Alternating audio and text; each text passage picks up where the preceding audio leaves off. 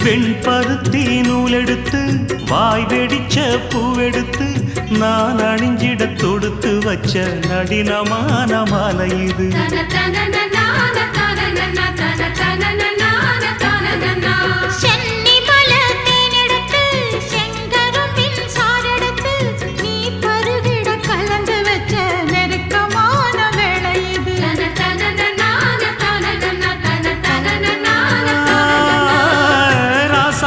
உடம்பிருக்கும் ரவிக்க துணி நானாக அன்னாடம் சூடி கொள்ள ஆசை வச்சாகாதா.